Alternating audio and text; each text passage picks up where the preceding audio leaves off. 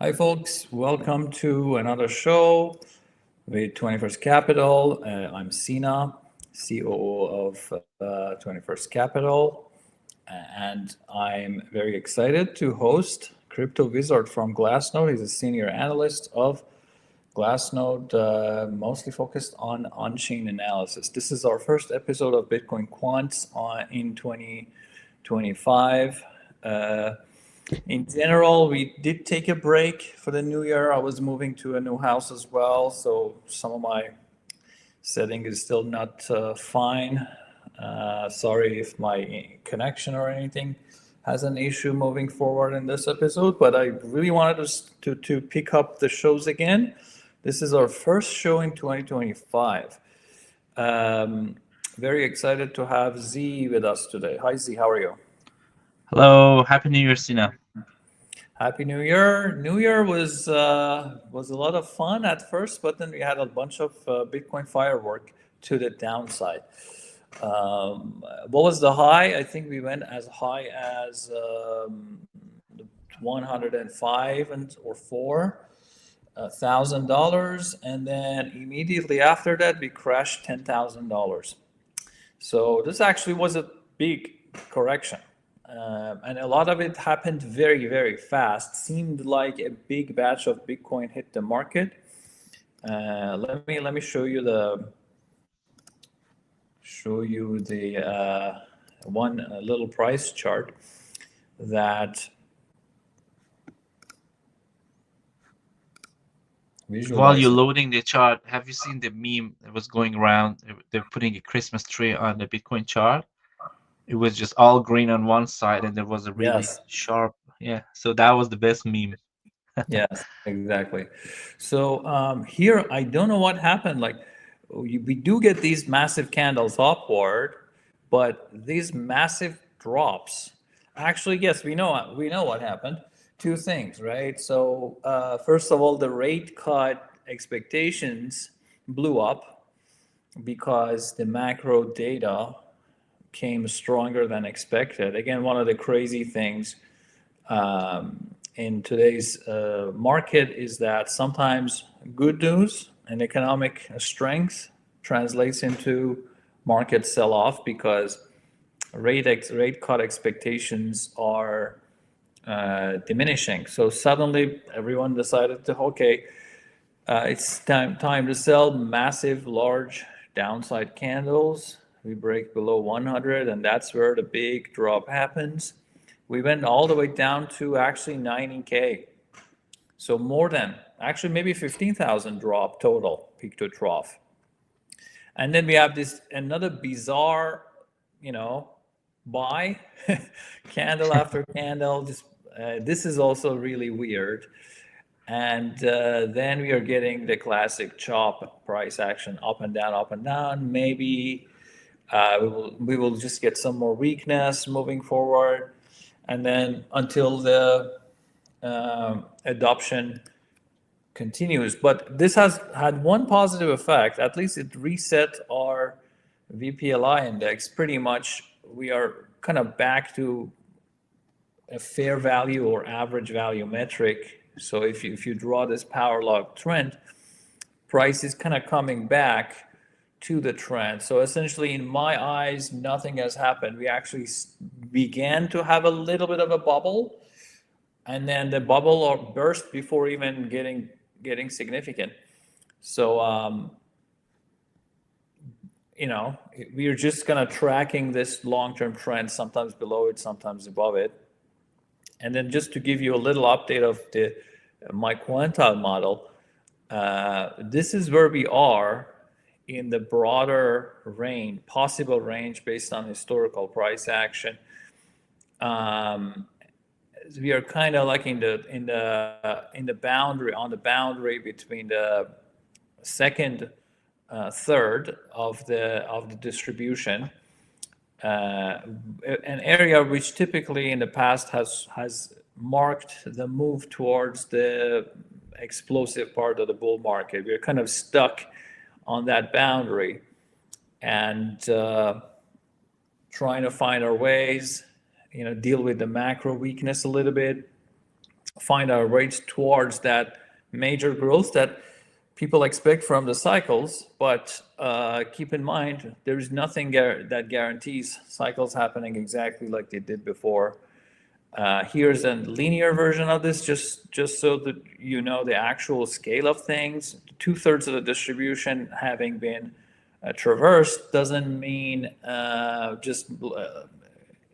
most of it is gone. Actually, massive amounts of appreciation is there. The potential is there if macro and other things are supportive.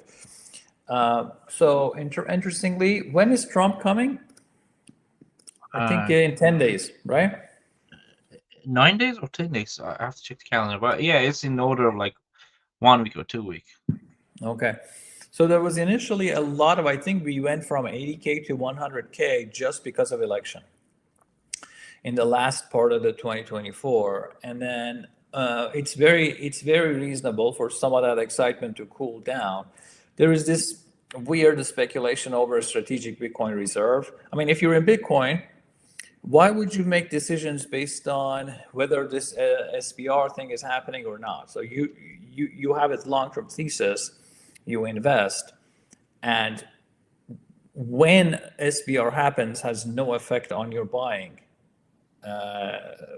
or investment action. But apparently the market is very sensitive to that. So if the expectation of SPR goes down, we will probably get another round of weakness. Most people think this is in the bag, but there are questions about practicality of it. There are questions about legal. I mean, the Congress, passing things through Congress, it's a big ask, a big take. Even with all the support that's there, it's hard to pass things in Congress and it might take a long time. So the market at some point might come to the conclusion that, hey, we probably overestimated this thing. And it's possible that after all the negotiations, a miniature version of it actually gets passed, which really doesn't have any material effect on the market. It's kind of a small buy, other than psychological and the positive meaning that comes from the US government supporting it. So it's the range of possibilities is really open. If I had to bet, I would actually bet on Congress being extremely slow and the job taking a long time rather than happening quick. So and then another thing that has been hanging over markets' head is DOJ, right? Yep. DOJ looks like Biden is trying to do as much as much work as possible in the last few hours. DOJ got cleared to sell some Bitcoin. What's that about? Yeah, like I saw there's a speculation. I've not really checked the credibility of the source, but when something is actually be spread around the social media that is strong, doesn't matter if it really happens or not. It's going to do the damage because a lot of people just take what you see, I mean, as a truth, which is, I mean, the harm that social media does, especially in financial markets. So, today, when we are just talking about the market in general, we will try to speculate or simulate what would be the potential effect on the market. I mean, based on what phase of market we are at. But I think it's currently they having around 140,000 Bitcoin. Not only Silk Road, they have a couple of different, I think, wallets, but the major one is the Silk Road. Uh, Sees the amount of Bitcoin, which is close to 69,000 Bitcoin or 70,000, and it's ironically very close to what Luna had. So these are like bringing some fear back, especially people who experienced the sell-off by Luna. They remember market was going sideways, and all of a sudden we say, "Oh my God, they're selling the reserve." So it is scary for people who are looking at the news and do not do the number and they do not look at what is the liquidity in the market, how much pressure market can take at current state. So I think it's just worth to pay attention as an on-chain analyst or as a market observer. But it has not even started, and they have not even declared they're going to do it in a short amount of time, or they're going to sell it to, I don't know, a specific OTC desk. So nothing is clear. But like I said, it doesn't matter. The news is out, and the majority are gonna actually react to it. And many people, smart people, probably, try to gaslight this and actually make people more fearful and make them sell at lower price. It might be like a little bit conspiracy theory, but I can't imagine people are actually using the Yeah. social media or platform to exaggerate the news. But let's see what I mean, happens. the reaction to this kind of news, like the moment it hits the headline, market sells off. The reaction is kind of horrible because it just shows the market is still dominated by emotions Yeah, and too many inexperienced people. The moment somebody big says we might sell, people are just crazy. This has happened a few times already in 2024. yeah, And the thing is, actually, the amount that the US will sell, I'm pretty sure they won't dump a bunch of Bitcoin. Even if like they want to kind of sell all the amount that they're cleared to, they won't just dump it. They'll sell it slowly because they have a mandate to to sell it for the benefit of the US government. If you dump a bunch of Bitcoin all at once in the next week, then you're crashing the market and you're hurting yourself. So you're essentially, you know, you're not honoring your mandate. So even if they want to sell, it's going to be a very slow sell. Most of what happened appeared to be a massive emotional reaction. yeah, And the market is very easy to manipulate as long as we are so emotional. So, like you said, I mean, it doesn't even need a speculation. We know in this traditional stock market, there are companies that do this. Like yeah, they manufacture sentiment, and they have a connection with a bunch of outlets. You can put out a bunch of negative news about a company from multiple sources that appears to be saying the same thing, but it's all one source. And then some people, this causes a drop in the price of the asset, and then the person who wants to buy it buys it. So the investment in all that PR gets paid off multiple times over when you do that. yeah, In Bitcoin, much easier. In yeah, crypto, even easier. yeah. Couple of things that changed this cycle. First of all, we have I call it a patient buyer, and I'm gonna show you some cool chart after. And I mean the ETF buyers. They might be, they're actually controlling, I think around one, not controlling, they are holding up to 1 + 1 million coin in less than a year. That is crazy. I think next week is going to be the anniversary You of mean the their, ETFs? yeah, around 1 Yeah. million Bitcoin. But when you I look at thought it's the, more, no? let me look at the IUM charts here, ETF, IUM. 500,000, 500. Only IBIT has 500,000 coins. Can you imagine, man? Just Yeah. balance. Everyone together, 1 million, 1.3. So imagine 1 million.3 in less than a year. And when you look at their buying pressure during the 6%. market, yeah, when market was going sideways in September, in August, you could see when price get close to their cost basis, you could see they were adding.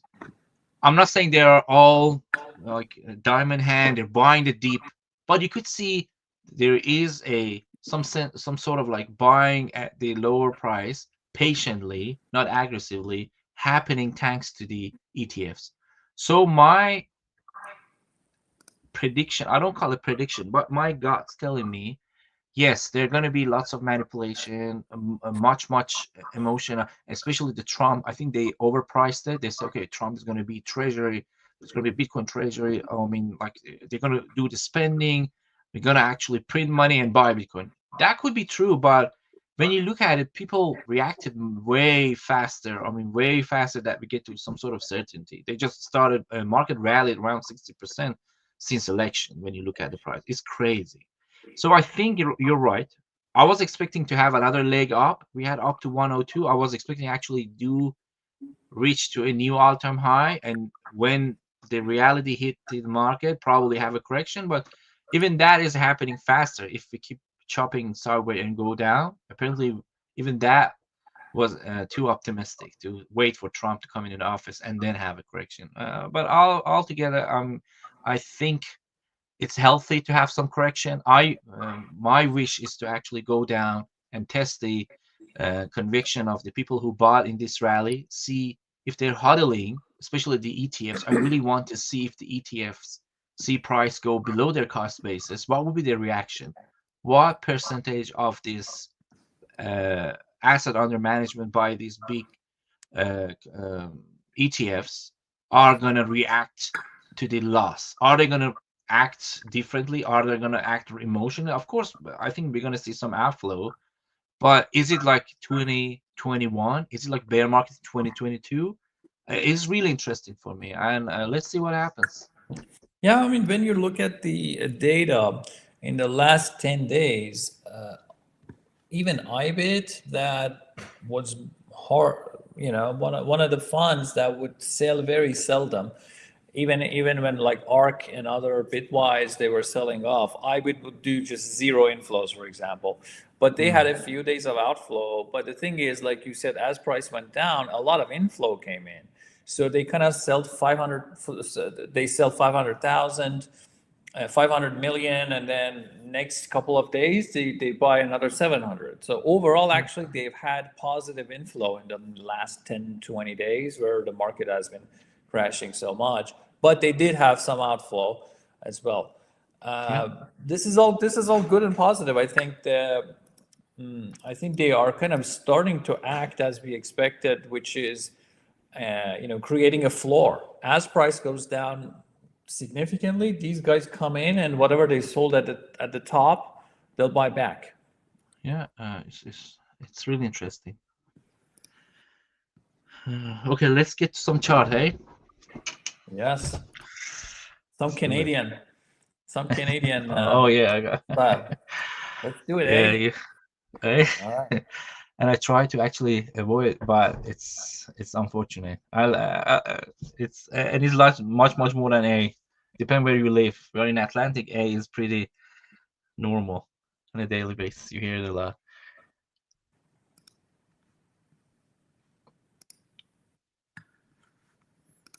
All right. So let's Okay. share. Okay. Yeah. So try to break down what we're trying to say today into three subsections. First, I'm going to talk about the perpetual market specifically and futures market, and show they're actually cooling down. And usually that is a sign of diminishing demand. That is a strong indication when you see a cool off across the not only Bitcoin but across all major assets on perpetual. You see a cool off that is historically been proven. This is the beginning of a weak phase in the market. I'm going to discuss that. Then I'm going to talk about some sort of navigation, cycle navigation, where we are. I mean, based on what we saw in last couple of weeks, if we go and compare it historically, where in a cycle we are, that's the second phase. Then at very end, we try to do some sort of simulation, not exactly predicting how much market is going to correct if they start to sell. It's almost impossible, but we can put it into perspective by looking at the same type of sell-off at pretty same phase of the market, see how much correction we saw, for example, when we had Luna crash, how much sell-off we had at the second top in 2021 after market started to correct. So it just put some sense into people, because I saw people talk about 12,000. I'm not saying it's 100% impossible, but you have to look at the probability, look at the historical market reactions, and try to speculate what is the effect possibly on the market. So, starting with the perpetual, like I said, and we talked about this perpetual market, how to look at it in last 10 episode, 9 episode. I mean, we extensively covered it. But when you look at the funding rate, and I'm pretty sure our audiences are familiar with the concept of funding rate, but if I want to put it simply, it means how aggressive the perpetual market speculator are compared to the spot market. And the base level or the neutral value, it is not zero, surprisingly. It is 0.01%. And when you look at the number, the value of the funding rate for Bitcoin on different exchanges, you could see all of them really react to each, similarly. But we should look at the mean value. Can you make it even larger? On my end, it's Sure. too small. Yeah, sure. Yes, Yeah, it's that's better great. now, right? So I try to just show the Oh, traces for Binance, Bybit, OKX, and the mean value, which is the black line here, because these are the major. They have like over 80% of the perpetual. You could see every time the 7-day moving average. Why 7-day moving average? Because 7-day moving average is a slow indicator, a slower indicator is slow moving, and when it breaks above a certain number, that is meaningful. That means it's stabilized. So when we look at the 7-day moving average of funding rate, when the moving average breaks above the neutral value, which is 0.01, usually the market actually is signaling we entered in a rally. Because when you look at, even to 2021, the spot market shows some sort of strength. You could see market is starting to build up some demand and goes all the way a couple of months, 2 or 3 months, the spot market start to rally. Then you will see the demand on the perpetual actually um, getting some like heated up all the way to the cycle top. So usually a spot market is, when you look at the historical rallies, is pretty the beginner of the rally. Then the continuation of that bull market have been actually um, coincided by the perpetual market getting heated up. And by heated up, I mean the funding rate goes up and up. When you look at the so 2024, let me clarify yeah, this. The point oh 0.01 that you said, that like even if there is zero heat in the futures market, yep, if there is no one overexcited, like equal number of shorts and longs, you still have a positive value of 0.01, right? So that's our neutral. yes, And then anything beyond, anything more than that in funding rate shows more aggressive to the long side. yes. Or if you have aggressive sell-off, because that zero point 0.1 is majorly because of Binance. Because the definition or formula they use to calculate funding rate is different. For Binance, is the major the Binance is the most influential one because they have the highest open interest. So when you do the aggregation, usually the other funding rates are close to Binance, and the mean value is close to Binance. Binance caps the funding rate to 0.1%, even though when you look at the BitMax, I think some exchanges just literally use the simple formula, and the premium between the perpetual and the spot is directly normalized, and the funding rate is calculated. But when you look at the Binance, they cap it to 0.1%.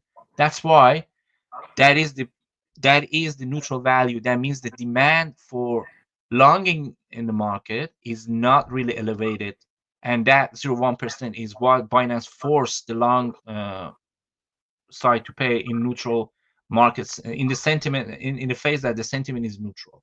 So that's where it come from. The Binance or major exchanges use this specific type of formula that caps the funding rate.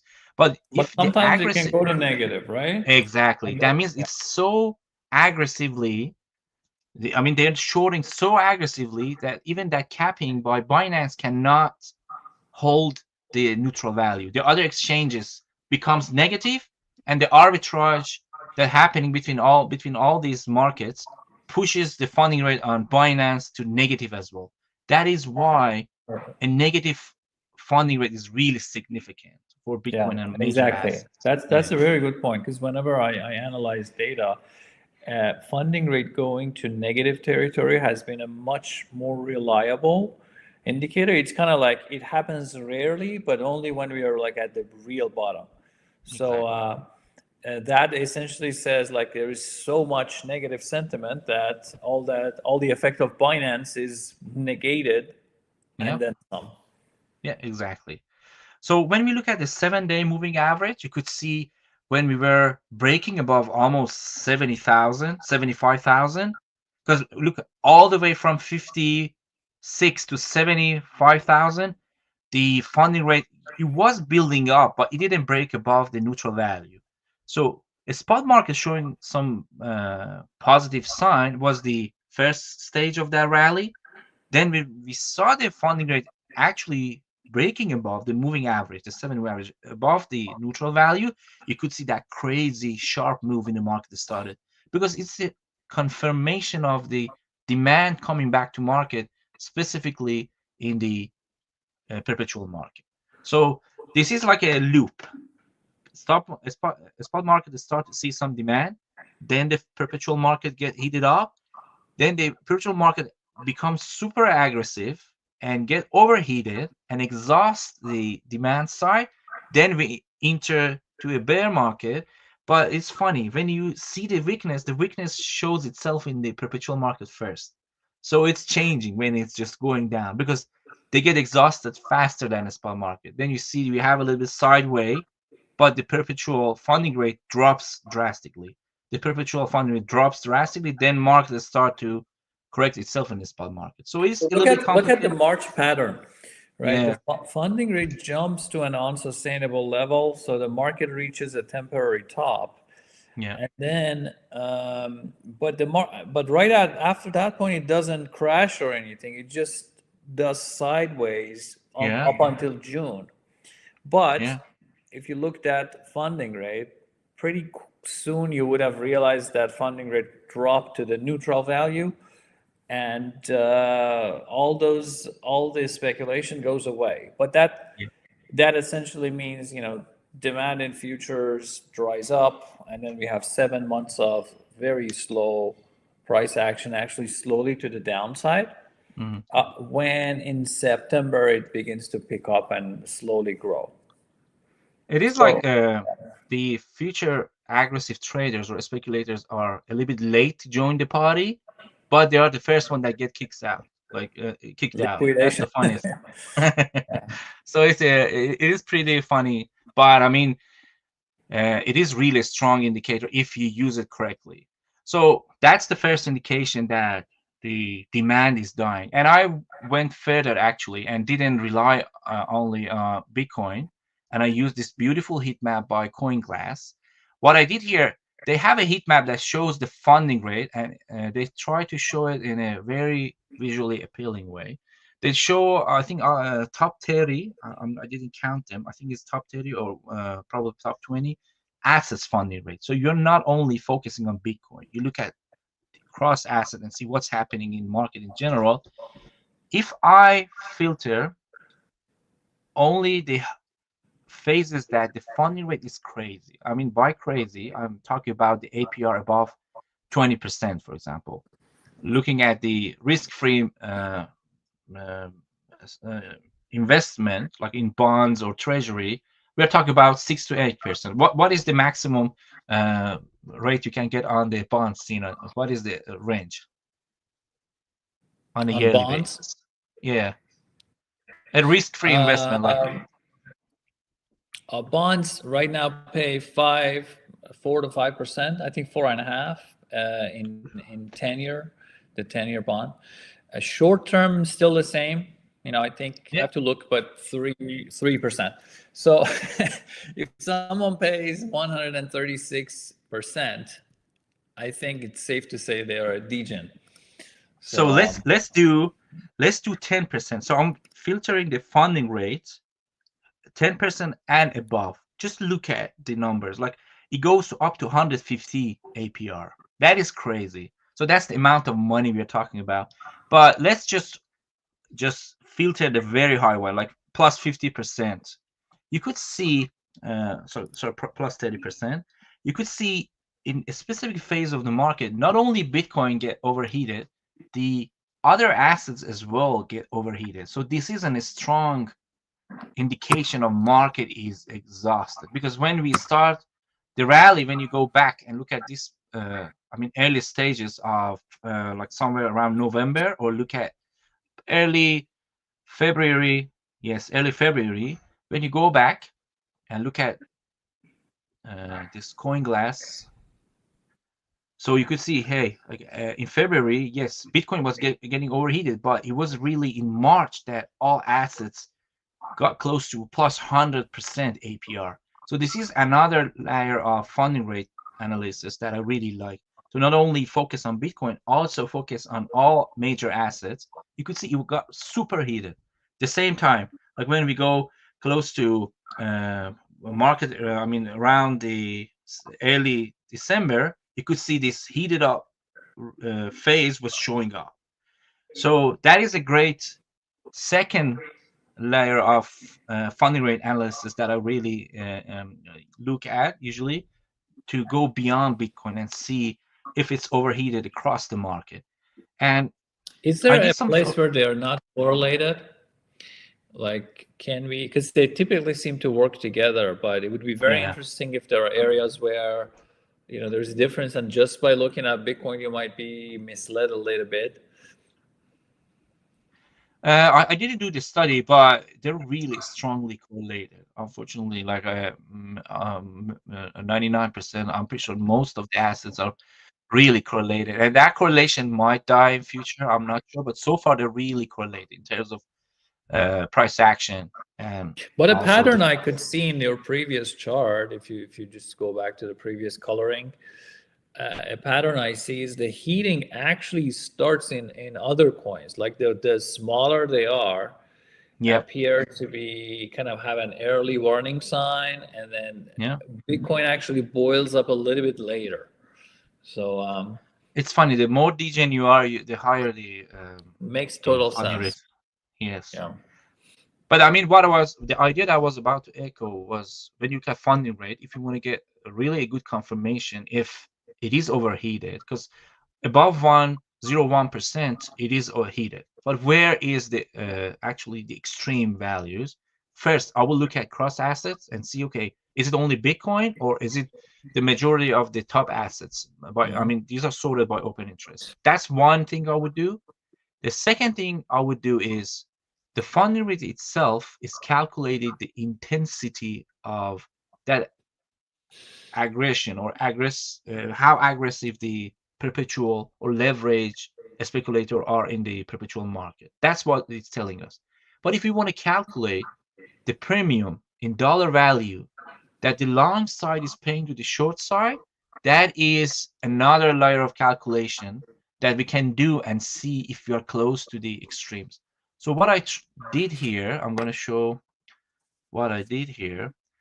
I took the top 7 assets OI, these are the dollar value of the open contracts, and multiplied each asset's OI to the funding rate. In that way, we are calculating how much money the long side or you call it degen, you can call it high leverage speculators, but I call them the people who are long in the perpetual market or demand in the perpetual market. The demand side is paying in dollar value to keep the position open. That's what you can calculate actually, and it's really interesting. So what I concluded was really, really interesting. Let me open it. So in this chart, we're calculating top 7 assets premium for the long side. If you do the aggregation, you could see even though the funding rate in March was much higher, I think the mean value went to up to 0.4, and in December it went to 0.2 almost. That's the maximum value. So the funding rate was twice of what we got to in December. But when you look at the dollar value, the long side was paying, it was pretty the same, up to 60 million per day. The long side in the perpetual market for the top 7 assets were paying to the short side. This is another layer of funding rate analysis that tells us where is the extreme value.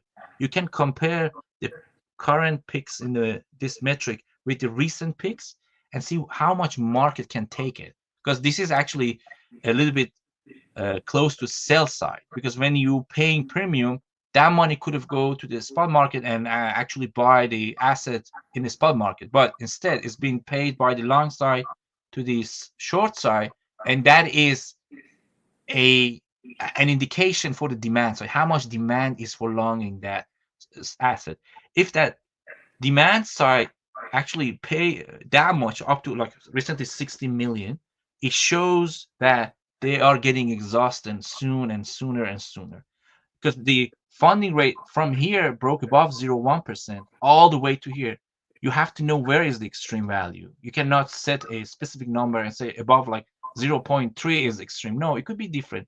But my study shows that taking dollar value of the premium paid by the long side is a great indicator, a great um, derived value from the funding rate and open interest that can help you to spot the extreme values. And as you can see, from 16 million in early December, now we are close to 8 million. That means the long side in the top asset in perpetual market do not have the appetite or don't see it is possible to break above. So you could see those degens got kicked out, either kicked out or don't see the demand or the drive or appetite to pay the premium and actually long the market. So altogether, you could see the demand in the perpetual market has drastically cooled down. But like I said, if we see a little bit support in the spot market, in a matter of a couple of days, they might be back. But the application of this framework that we just talked about could be, if you saw a demand in the spot market, if you want to make sure it is pretty sustainable, you come back and look at the funding rate and OI and see if they are following up the spot market. That would be the recommendation that I would actually make to whoever is interested to use these metrics. Very good. So if they follow the same pattern, that's good. But if, for example, spot is going up, but futures is going down, that would be a it is not a good sign. That's one of the aspects of the market, by the way. Also, you could see the open interest is actually reduced compared to, I think at its peak in this in late November, we had around 543,000 worth of contract on all futures market, including CME. Right now, it is around 497. So it's, I think, close to 10%, a little bit less reduction in OI. That is another indication of the demand for, I mean, speculating on Bitcoin in perpetual market. On top of that, given the fact that all the ETFs, major ETFs, which were the influential factors or players in this cycle, I do not have the evidence for this, but I think they mostly were working by Coinbase, and you could see their footprint in Coinbase spot market. The demand on the spot side in Coinbase, it is reducing as well. Like if you zoom on last 12 months, at March peak, we had close to 25,000 daily volume. I mean, this is 30 days moving average, but daily volume got to 25,000 Bitcoin per day. And in December, it got up to 20. Right now, is around 11. So you could see the demand in the spot market, North American market, is reducing as well. So altogether, you could see the spot market is showing some weakness, specifically the US market. You could see the funding rate in general is breaking below the neutral value. And cross asset, when you check the APR on major asset, it is cooling down. It is below the 40 or 30% that we usually see in overheated phase of the market. So this is the conclusion from this. Can you show me how many negative funding rates do we have across all the cryptos? That's actually a good question, because look, this is 0. You could see in the, obviously in the bull market is very less, and when you enter to this chopping sideways, they're becoming more dominant. See, and it is happening. You could see more assets are experiencing negative funding rates. If it was just 1 or 2 here, it is actually 60-70% of them showed some negative funding rate. Solana is like Ethereum, no, but Solana is already negative. Yeah. Okay. Yeah, depends on the volatility. Like if it's a very volatile asset, you could see they start to show negative funding rate before the other asset. Yeah, it is a really great indicator, and I'm pretty sure smart people can take this and do some sort of analysis, give more weight to the assets with lower liquidity and more higher volatility, and get less weight to Bitcoin, and probably come up with a smart indicator, but even visually, you could get some sense about how overheated the market is. So bottom line is the perpetual market and to some extent spot market showing weakness. That is one sign of the weakness in the market. But while I was doing this and I was trying to look at the ETFs, I found this interesting chart. This chart is calculating the cost basis of the depositor on ETF wallets. I mean, simply put, it is the cost basis of the buyers starting from the day one on major ETFs. I'm talking about the Fidelity, BlackRock, and Grayscale. Just let's focus on the BlackRock itself. It's around 68,000. Interestingly, I'm not saying it's going to repeat itself. This pattern might not get repeated, but interestingly, when in July all the way to early September, market was correcting, every time price got close to their cost basis, you could see some bounce back. That is telling us the patient buyers that I talked about at the beginning of the episode, that is one of the evidence. You could see they start to buy at a price close to their cost basis. It is a sign that they bought at dip or they bought at a price, but they were not aggressive. They waited for the price to get to their cost basis, which is really interesting. Yeah, it's I'm really not, cool. It's really yeah, cool. and I don't have the chart. I probably get some for Ethereum. This is even more interesting because for Ethereum we tested twice because recently we saw a correction in Ethereum. It got close to their buying depositing cost basis. You could see the price start to bounce back. If it get repeated again, that could be a confirmation for the fact, or I don't know, for theory, for hypothesis that they are patient buyers. They're not aggressive buyers. They have a lot of liquidity, but they don't want to go to market and do market buy. They have like a The specific cost. way I see this is that cost basis is kind of like is the adoption metric. So right now 68 is where IBIT buyers actually brought the market up to with their real dollars. And then anything above that is the excitement premium, right? Excitement premium might go out, but the cost basis acts as some sort of a support. Yeah, it's Yeah. interesting. But I mean, there is a scenario that yes, they enter the market and start to buy, but the sell pressure is so strong that even their buy pressure is not enough to meet that sell pressure. It is a possible scenario. But so far, it looks like they have been sitting on a lot of liquidity and they patiently waited for the price to get to their fair price. That's how I put it. Yeah, I thought this is interesting. Let's see what happens. But for people who are interested, we're sitting around 68,000 for BlackRock, 59 for Fidelity. I'm not saying the price is going to get to that level necessarily. It could go below that. It could actually get bounced back above it. But if you get to that price, we might see some sort of reaction to that cost basis if they start to buy. But And if you ignore the volatility, that is still rising.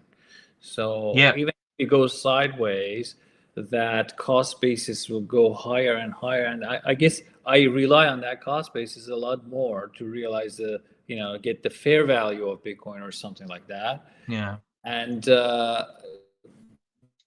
if that comes up, that's a much better sign. It will build a much more powerful base for the next rise. Yeah. So that was a one of the way we could look at the demand, and the reason we focus on the majorly on the perpetual, like I said, they are the first one that it looks like they are the first one that get kicked out of the party. You could see when they're leaving, that is one of the early indication of the market going to a bear market so far, but we don't know what's happening in the future. We're just taking the pattern that we saw and just echo it, and for whoever is interested, they can use this framework, or literally you can ignore it. Then I thought, okay, let's do some sort of looking at the demand side from on-chain perspective and see where we are, like in terms of demand, using sizing the demand using on-chain data and some sort of cycle navigation based on what we saw in previous cycles. First of all, if you look at the famously, uh, I mean, talked about metrics, is long-term and short-term holder supply, which we discuss a lot. For who are hearing this term for first time, long-term holder are the people who usually spend when we get to a specific uh, level of profit margin. So they're patiently waiting and they are holding more than 6 months, because it's statistically been proven and coined by Glassnode that above 6 month hodling makes you a type of hodler that not really price sensitive, I mean volatility sensitive. You're usually wait for the market top to start to spend, or the buyers that bought on top, they wait all the way to the market bottom and start to capitulate. So these type of reaction is from the long-term holder. When we get close to the cycle top, you could see the blue line is the long-term holder start to spend and new buyers start to buy. This is the red one. That's why they're acting, I mean, in the opposite direction. In previous cycle, they had around like 12 million, and they sold actually 12.6, and they sold all the way around 10.9 is 1.7 million. Yes, 1.7 million, and then market started to show some weakness. In this cycle, we had actually two wave of sell-off. Starting December 2023, they were around 14.2 million, and all the way to March, they sold around 800,000 Bitcoin. So it went to 3 point, and then we had another wave of sell-off starting September. They had around 14.2 again, and right now they have around 13.1. So around 1 million, 1.1 million. So they sold around 1 million Bitcoin in the second rally that we had from starting from September all the way to late December. That is a lot of Bitcoin. So if you take just this chart, you could see this rally was an opportunity that the long-term holders seized and they sold the rally. They took some profit, and that usually caused the demand side get exhausted. As you can see, there are too much Bitcoin bought by the new buyers, and it is actually a dangerous sign in the market when a lot of new buyers jump in and they buy a lot of Bitcoin. Your neighbor that you were not seeing on a daily basis comes to you and talk about Bitcoin. You see the cab drivers talk about Bitcoin. All those people coming and jumping in the market, yes, they're bringing some money, but at the same time, because majority of these people are new to Bitcoin, they're super sensitive to price. A little bit correction in the market could incentivize them or make them to sell in at loss or close to their cost basis. So this is why it is dangerous when you see a lot of coins in hand of short-term holder, and they have a substantial amount of Bitcoin in their hand now. So that's a alarming sign in the market. And on top of diminishing demand in the market, that could add evidence that could be added to the list of evidence for a diminishing demand in close future. But all of this could change. I mean, a positive thing would happen. Maybe that speculation about treasury actually happens, and even if they do not buy much coin, just the psychology of the market decide to, oh wow, this is going to be the market going to 1 million type of moment. So nothing is certain, but when you put this next to diminishing demand in the perpetual market, it is a recipe for entering a sideways or weak market, because the demand side is already be exhausted. Already 1 million coin have been taken off the market by new buyers. How much more they have, I mean, cash in their pocket to start to buy even further? We don't know. But historically, this is a sign of market getting exhausted. To just finish this part, I want to add something. This chart is actually showing the people who bought Bitcoin, the money that's been entered to the market or deployed to the market by the people who entered the market last week. So on a weekly basis, is measuring how much dollar was injected to the market. At the top in 2020, we had around close to 44 million, 45 million per week. That was the demand side's power, how much demand we were in the market.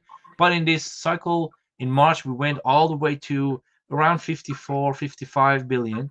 And when you look at the peak in the December, we went all the way to 99 billion per week. That's substantial amount of money that entered the market. But as soon as we hit 108, I think around 108 or 105, I think the close price was 105. That demand got actually crushed down all the way from 99 billion to around 31 billion. So that is another sign for the diminishing demand in market. The capital was deployed. The capital that was deployed by the new buyers is cooled down drastically. So these are all strong indicator of okay, market showing some sort of weakness. But we have to look at the external factor and see anything big might happen to incentivize the investors to actually react in both sides. It could be sell-off or it could be a strong buy. But so far, the momentum on the demand side, looking at all these metrics, is showing some sort of weakness.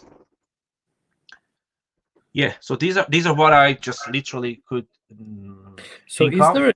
is there one of the metrics that measures how young the new dollar flow is? Like if you say on a daily basis we get we get $1 billion of inflow, how much Yeah. of that is from longer term holders, how much is shorter term, but kind of combining all these into a one number.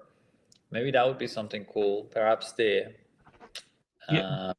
kind of weighting approach. You could like measure how much money was deployed to the market, how much Bitcoin was sold or moved by different age cohorts, right? Yeah, but kind of combine all of that into one metric. Yeah, you can. There is one chart in Glassnode. We can, and maybe next episode I'll bring it up. You can do some sort of aggregation. You can focus on a specific range. Yes, there's a metric that you can actually categorize the sell side by the age of the investors.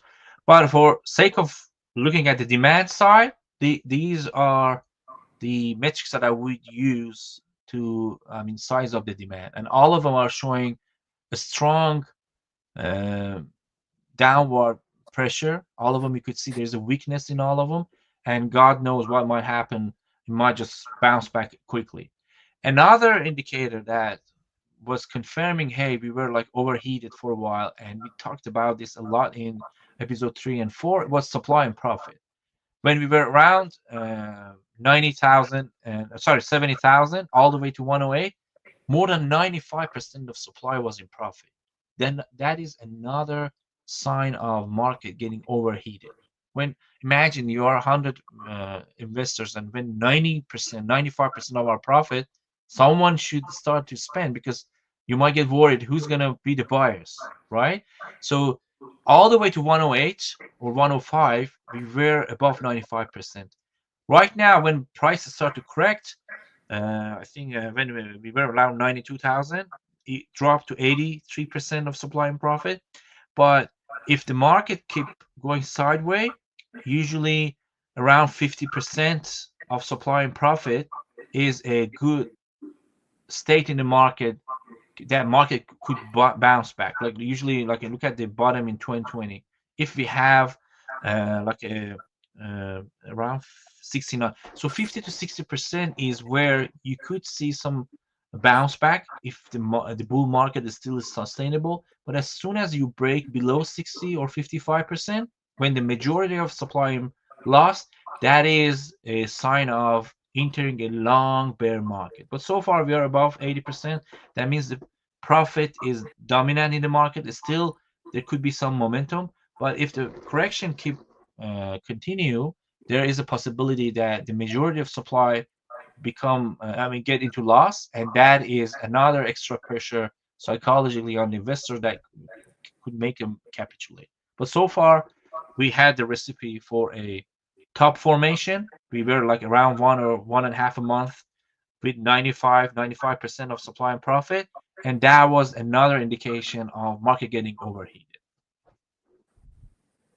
Yeah, it's kind of a top heavy idea where there's Exactly, so much top money, heavy market. so Yeah, much unrealized profits available. Somebody will try to realize it. yeah. So much money in profit, and mostly and majorly owned by the new buyers. That is top heavy. That is dangerous. Given that, like, we are seeing the new investor have more influence on midterm market movements, we can use their cost basis as a pricing model that probably can help us to navigate the cycle as well. Like what I mean in simple term is, if you look at the cost basis of the recent buyers and you just look at the last 2 or 3 cycle, as far as price is above their cost basis, that means they have some sort of profitability. You could see market has the chance to bounce back, bounce back, bounce back in different corrections. But as soon as price breaks below their cost basis, which can be translated the majority of them being loss, that is a sign of entering a midterm to long-term bear market, all the way from December 2021 to January 2023. It was below their cost basis. But starting January 2023 all the way to December 2024, yes, they had a brief period of breaking below the cost basis, but it got bounced back. So we can use this metric as a potential support line in the bull market or a resistance in the bear market. So far, the cost basis is around 87.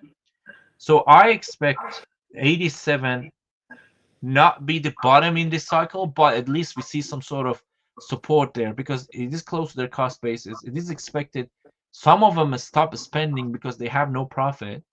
But if the price or if the sell-off is so aggressive, the price goes below their cost basis and stabilize there, that is a strong indication, okay, we entered a bear market. I'm not sure if this cycle is going to end up something like 2022 or 2019 or 20 COVID.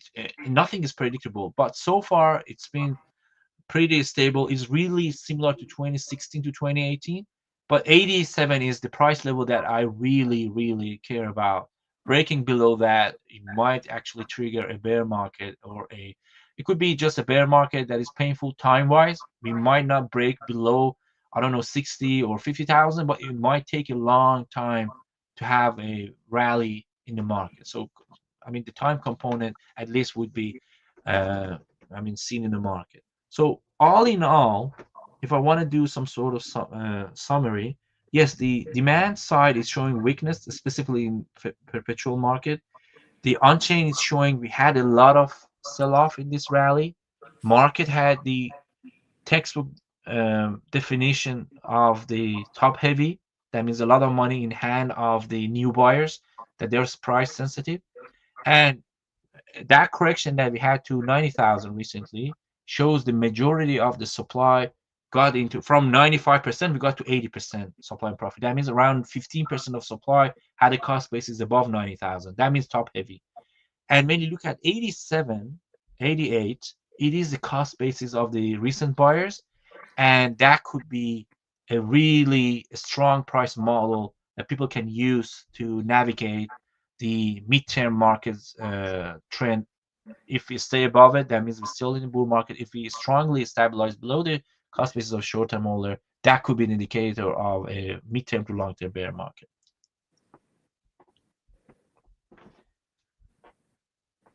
Very cool. Yeah.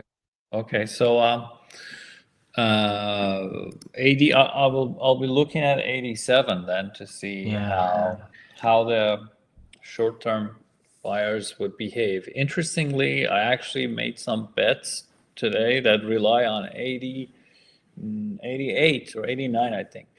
So I sold some puts that essentially indicates that if the price goes below it, I'll buy. If not, I'll just collect the premium.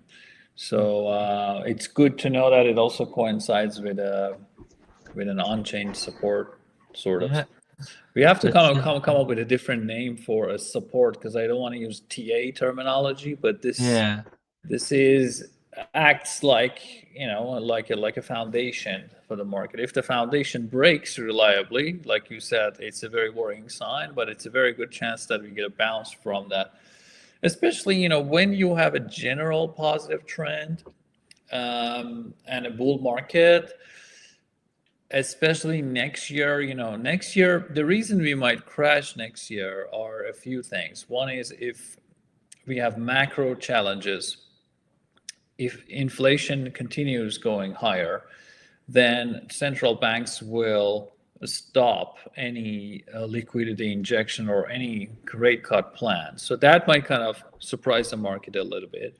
Mm-hmm. And then all the crazy talk about, you know, 10 different countries adopting Bitcoin, or, government, US government buying significant amounts. If all those actually do not pan out, then we might get some issues there. So essentially, all the slowdown might come from uh, overestimation of growth rather than actually fundamental weakness. Other than that, there's supposed, like, a baseline is that the market will be supported quite a bit next year. At least the fundamental case is much stronger. We have an SEC that's supportive. We have administration that's supportive. We have quite a bit of people in the government that are supportive. The Canadian government will probably change tune and support more the industry, and ETFs will continue to grow. There will be multiple companies like MicroStrategy that are trying to expand their Bitcoin treasuries. So, we do have a lot of tailwinds, but we also might have emotional setbacks here and there. But the thing is, once those setbacks actually happen, then we will continue the growth. I don't really feel like we are in a place where we'll have 2 years of downside. I think we are in the beginning of an upside. We might have a really good discount because of a panic move. Maybe we are seeing one. And then after quite a bit of correction, once some of the hot money is lost, then we build another base for growth. Actually, I'm pretty. I mean, most of last year was very methodical, slow price and boring price action. We did get this massive increase after Trump came to office, which is always worries me. I don't really like too fast of price action. First, because it prevents you from participating in it. Second, because it's a clear sign that it's emotional. Adoption happens in the background slowly, but rapid moves are typically emotional, and then the usual moon boys come out and predict $1 million by this year, and that sucks in a lot of inexperienced capital, which might blow up. So what do you have here? Is that cost basis distribution? That's actually something I wanted to ask you about. Like, if you have an update on it. So you talk about that quick move up. It is not constructive, and I agree. When you look at the market move above around, I think it's 75,000, it moved very quickly to 88,000, and that 88,000 that is the cost base of short-term holder. You could see there are a lot of coins moved and changed hand above 88 all the way to around 98. You could see there is a strong cluster of supply moving hand. That means new buyer came into the game and bought. But between 70,000 and 88,000, you could see there is not much coin moved around. That could be the price discovery if we break below 88. That is why 88 is really important. That is the cost basis of short-term holder. That is the higher band of a air gap. That is the term that we use, air gap in the supply. And when the price get into this range, the new buyers who thought that price could be fair will start into the market and buy. And God knows where is the low. But that is the range that probably midterm or long-term possibly would be the, in case of we stabilizing below 88, the price discovery range. And on top of that, remember the cost basis of the BlackRock is around 68,000. So when you put the 68,000 at the lower level of this air gap, which is around 70, you could see 70 and 88, which is the cost basis of the short-term holder, is a very interesting price range that I would use the term I wish we get to that range. And knowing all this data, I would say your I mean, you see conviction. two clusters. Yes. Sorry, go ahead. Go ahead. Yeah. So that's why I'm really believing in the data, the power of data. Let's say market is correcting below 88. Why would someone buy? It's either just out of chance and okay, oh, it looks like cheap, and social media engineer your psychology and probably into it. But if you use this data, you could see this range price might be actually getting some sort of entering some sort of discovery phase, and having all this data, you might look at it and say, okay, this is pretty fair price because it is below the cost basis of the recent buyers. If they're selling at discount. So why not I buy some sort of discount? That is how I use this data, and it is really interesting. Yeah, so what I was trying to say is you have two clusters. Like everyone who bought recently has a massive cost basis of like, I don't know, 87 probably, right? Yeah, the average of, yeah. So It's that around, whole region. Yeah, that whole region, the cost basis of the recent buyers, I would say is I have to do calculation because it's starting November all the way to January, so it's 3 months. Yeah, I think we can actually you can keep continuing, but I'll try to find. Yeah, we have the realized price by the age. Let me look at the charts. Oh, sorry, no. I think we had it open sometime. Yeah, so there was a realized price by age.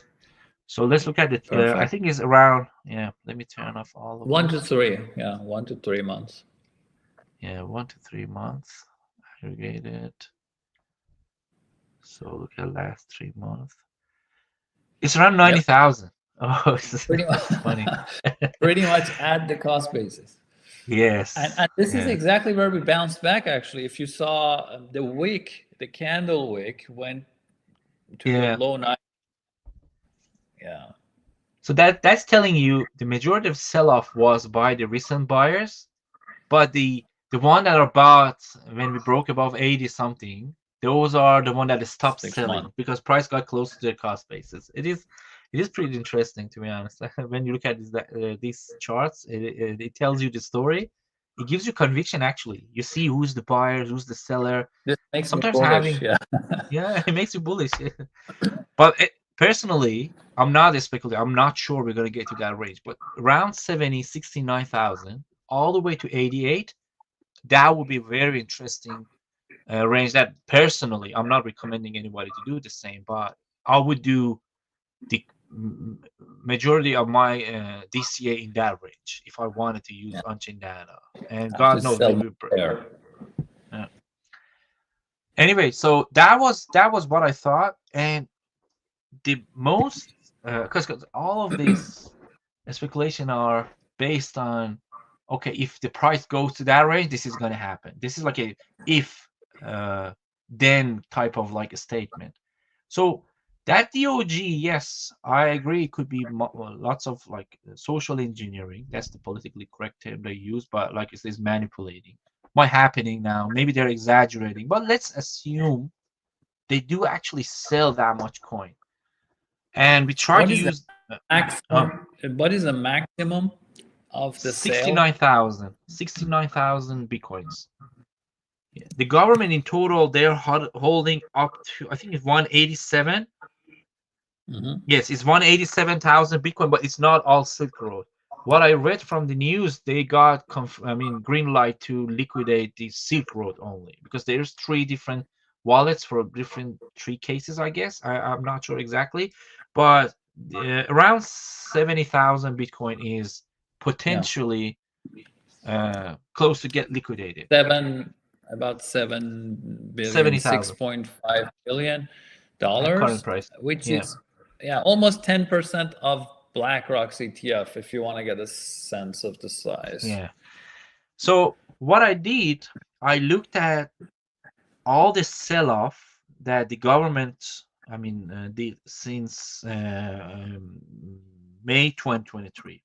So this is their sell-off, and so far they sold around 42,000, starting March 2023, or yeah, since March 2023 till now, they sold around 42,000. And that's it. And when you look at the size of the transaction they had, is around 5 to 10,000 Bitcoin. Like usually, look, we had like, let me zoom out a little bit. So we had a sell-off in March 2023. As you can see, I'm not saying this is the only reason, but it could be one of the many reasons. Mark started correction. Then we had a sell-off in July 2023. Market had a little bit correction. Then they had some around 4 to 5,000. I think they sold at market top, and then they sold actually close to market bottom in August. Yes, August 2024, and they also sold around 10,000 in December, close to, I think, I don't know what was the price. It was around 90 something, about 95,000. It was the price of Bitcoin.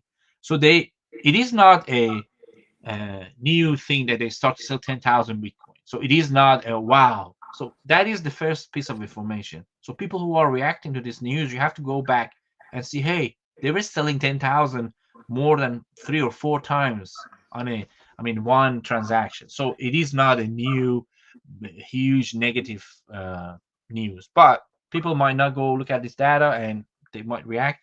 Let's try to simulate how much market reacted to that sell-off. Extra liquidity added to the sell side.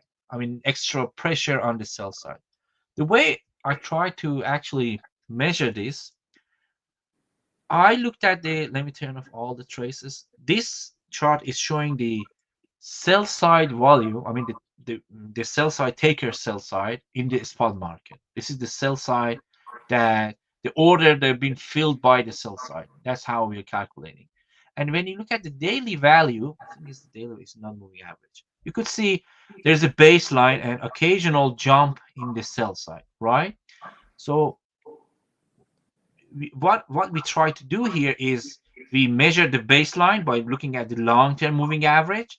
Then we measure the jump in the sell side, and then try to say, okay, with this amount of jump, this is the amount of correction we got in next 30 days, right? This is how we try to speculate or simulate this sell-off. So let me make sure we are clear on the content of the chart here. So this is the sell volume, but only people who market sold things like spot, rather than having an order at a specific limit order price. No limit order, just a spot per sales. And the reason you do this is you want to just look at the people who are selling not because of a strategy or a plan. They just wanna get rid of their coins on that specific time. It's less per. How would you characterize these orders? Like, is that by less sophisticated investors, or not necessarily? Not necessarily, because when you are actually putting a limit order, you're providing liquidity. When you open a position on the order book and you wait to be filled, you are providing some sort of liquidity, either dollar or BTC, depending what side of the deal you want to be. But when you go fill an order, that means you are the taker side of the market. The reason we focus on the taker side, sell or buy, it is closer to the definition of buyer and seller in our mind. It is not necessarily you are not having any strategy. You might have a strategy and sell on a specific price. And when we say they are going to sell in the market, they have to find some buyers, right? If the government wants to sell it, they have to find some buyers. That's why they're taker. They're going to go look at the order book. I'm just trying to simplify it like too much. They're probably using OTC, but they look at the demand side and they try to fill their demand. That's why we call them takers. And so maybe we should call this organic price action, huh? Organic market action. Exactly. So what I try to do here is we measure the baseline, what is the typical sell side, and then try to measure the spikes, the deviation from the base value. And whenever we have a spike in the seller side, the spot selling volume, then we saw some sort of correction after. So let me show you the measurement we did. This is the measurement. So when you see a positive number, that means we had a spike positively compared to the baseline. When we have a negative value, that means actually the sell side dropped below the baseline. So that means the sell side actually cooled down. The dollar value of the coins they're going to sell is around 7 billion. So let's say market was doing what it was doing. There was a baseline, and then suddenly $7 billion was added to the sell side. 7 billion came to the market, and market sold. And let's see what is the typical correction. So, like for example, close to 100,000, 95,000, we had around $40 billion sell side jump in the sell side compared to the baseline. So, in a matter of a week, $40 billion coin was added to the sell side compared to the baseline, whatever it was in that specific period of the market. So what I did, I say, okay, let's look at the time that we had plus 7 billion, because we have some sort of, usually when they start to sell and that news being broadcasted by newsletter, other people might sell as well. So I took the 7 billion as a base value, and plus 7 billion incidents are what I'm looking at. Then I look at the market correction after seeing plus 7 billion spike in the sell side. Did I say too fast? Say that again. So here, look at the blue bar are showing how much sell pressure was added to the market compared to the base value. Okay, and then because we have around 7 billion coin added to the market, possibly is going to be added to the market. I looked at the occasion, the recent incident that we had 7 billion, which is here, spiking the sell side. And then I looked at the correction after that sell side actually hit the market. As you can see, the recent one, for example, in February or in August, or I don't know, somewhere around like the Luna crash or FTX just going down, you could see all this occasion we had plus 7 billion sales spike in the sell side. And somewhere between 50% or in recent incidents, around 20% correction happened after that amount of coin or sell side increment. Like that is the reaction of market.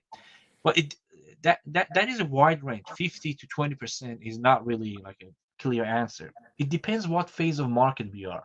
Like if you go back and look at the Luna and FTX, we were already in the bear market.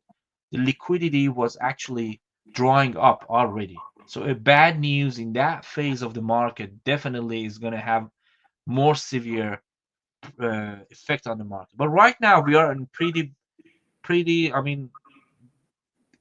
extended bull market.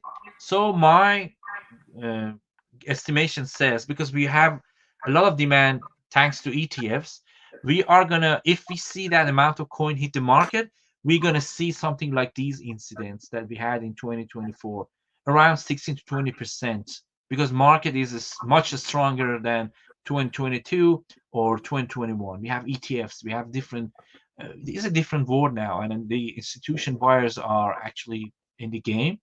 But if you take the recent history as a base, or as a I give more weight to the recent incident in starting 2024, whenever we had around 7 billion spike in the sell side in the spot market, we had a 20 to 16% correction in the coming 30 days after that amount of coin hit the market.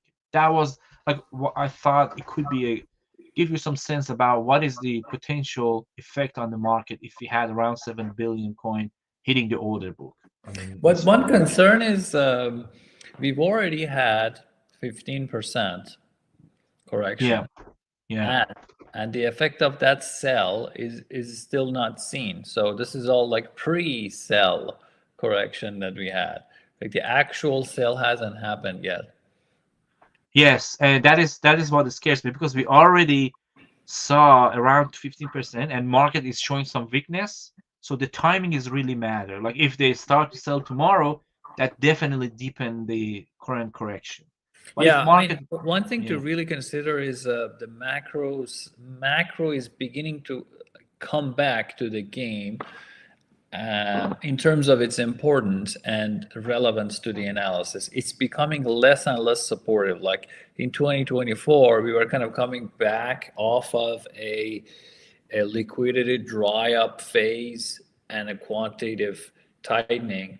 We were starting to get some hope and some rate cuts, but if 2025 is not as positive as that, we get another headwind. Yeah. So it's kind of that background. We have to keep that in mind as well. Yeah. So bottom line is the sell-off, if it happens, it is not insignificant, but it is not unprecedented. If you look at the recent market data, like in last 1 year, we had a lot of sell-off by the government itself. I mean, we had the Germany starting to sell off, and we had some sort of sell-off by Where was the the German actually? Let's look at the Germany. I think Germany. I forgot the date. It was kind of mid 2024 or something like that. So many things happened last year that I don't even. Yes, and we survived all of that. That's the funny thing. Like, still Bitcoin is above. Look, they sold. We were all mocking Germany. I think it's a little bit delayed. Do you see my chart now?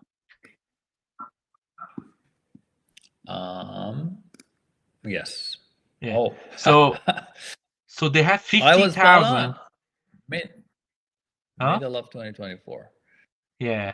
And market was already so correcting. 50,000.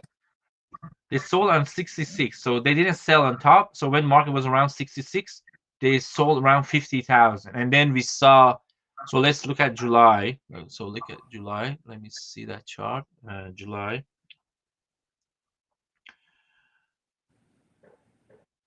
April. Yeah, it's around here. So start to sell here. So we had a spike in the sell side is in order of like yeah, 1 or 2 or 3, and it went all the way to 20 billion extra pressure on the sell side, and market corrected in next 30 days up to 22% from starting from that moment. If we just take that the price level as a reference, we had extra 20% correction after their liquidity, their sell pressure hit the market. And it is really interesting, that amount of coin, because when you look at back in 2020 and what Luna or FTX actually, I think it was around 80,000, and market got down from 55, 50 something, all the way down to 30. So it was pretty. Market was reacting much more drastic back in 2020, but so far 50,000 by the German government, and I'm pretty sure we had a couple of big sell-off. The long-term holders sold at I think it was in March. So imagine the German government was selling after market had a big sell-off by long-term holders, and still we were staying above 54,000. That is telling us how patient but strong the demand was by the ETFs or buyers in general in this cycle. And I hope we see the same reaction if we keep going down, especially between 70 to 88. That would actually be really interesting to see. Yeah, the good thing about ETFs is they are, in general, much more methodical. Like a lot of ETF investors like to do DCAs. As price goes down, they still buy the same amount of dollars. It just buys more coins for them. So we definitely should get a lot less volatility, because the market is much more mature, lots of depth and liquidity, and the effect of one sell or one event should diminish over time. So Yeah. yeah, definitely. So but again, they wouldn't dump it all at once. So they would just sell. They would sell in smaller chunks, just to make sure the market doesn't crash. Or if the market crashes out there, they'll have to stop and then sell later. Yeah. All right, so we covered a lot of ground today. Yes, and it was a long time since we had like a session 2020. Yeah. I thought maybe It was great that to would it was cover. great to come back and Nice one. So what would you be looking at in the coming week? I strongly will I would recommend to focus on the funding rate, especially in the perpetual market, and also that 88,000. It is a very uh, indicative price model. I mean, if we keep staying above 88, that tells me, okay, the demand is there. It's just been paused for a short amount of time, and there's some sort of incentive to just buy Bitcoin at 88 or 99,000, or whatever is the price. But if we keep chopping close to 88 or even below that, I would start to, I mean, do the DCA more than what I was like doing already. So 88,000 is very important to me. Yes, the macro economy is important. I really want to see when they're going to have a good plan laid out to how they're going to liquidate, for example, the Silk Road. Are they going to just do them some sort of OTC deal, or they're going to do some sort? I don't think they're going to do auction. I'm not sure how it works with government. I think they're going to sell it in Coinbase probably, or a specific OTC desk. But I really want to see that if they start to sell, are we going to push the price below 88? Are we going to get close to the cost basis of the IBIT, which is around 69 to 70? That will be really, really interesting. I think Sina got disconnected. We will wait for him. Or if he didn't show up, we just say goodbye to you folks.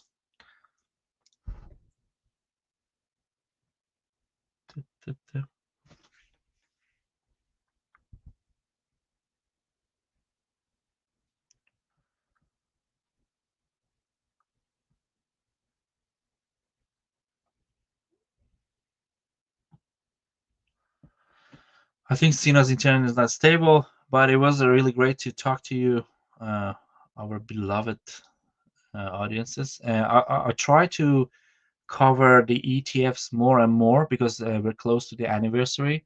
So try to put together some sort of like a look back or a review of what happened in 2024 in terms of like cost basis, how much they bought, how they reacted to market corrections, how much they sold in the second top that we had recently.